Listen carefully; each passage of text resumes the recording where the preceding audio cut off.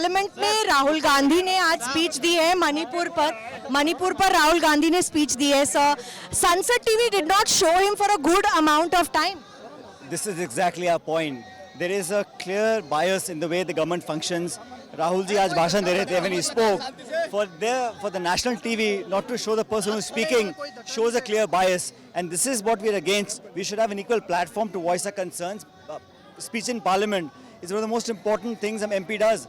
At that time, there was certainly an attempt to suppress and not show what Rahul ji was saying. The point is that the no confidence motion has exposed the sitting government. Numbers apart, I think the intent is for us, for the world to know, for the Indian voters to know what it is that this 9 years of BJP rule has done to India. तो हिंदी में पूछती हूँ, राहुल गांधी जो मणिपुर पे बोले हैं, उन्होंने यहाँ पर सभा में भी बताया आदिवासियों के लिए बोला, लेकिन उनको दिखाया नहीं संसद टीवी ने। एक तो ये ऐसा है, ये जो हम सब जानते हैं कि पौने घंटे के भाषण में आधे से ज़्यादा समय उनको दिखाया नहीं गया, और ये आज की बात नहीं है। लगातार केंद्र सरकार की कोशिश है कि राहुल गांधी जब बोलते हैं या कुछ करते हैं तो जनता तक आवाज़ ना पहुंचे।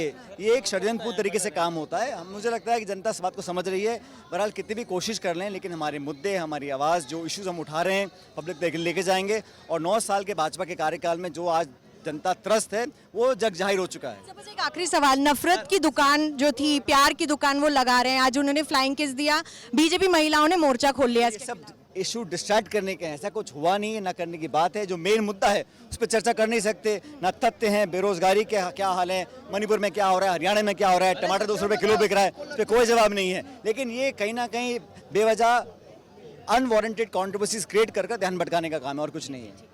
पायलट, बहुत बहुत धन्यवाद हमसे बात करने के लिए। यहाँ पर जनसभा जो थी राहुल गांधी की इस वक्त समाप्त हो चुकी है, लेकिन सचिन पायलट ने सीधा सीधा कहा है, जब राहुल गांधी भाषण देते हैं तो उनको दिखाया नहीं जाता है और बाकी मुद्दों से भटकाने की कोशिश की जाती है। प्रीति श्रवाल के साथ मानगढ़ राजस्थान बॉर्डर से मिलन शर्मा।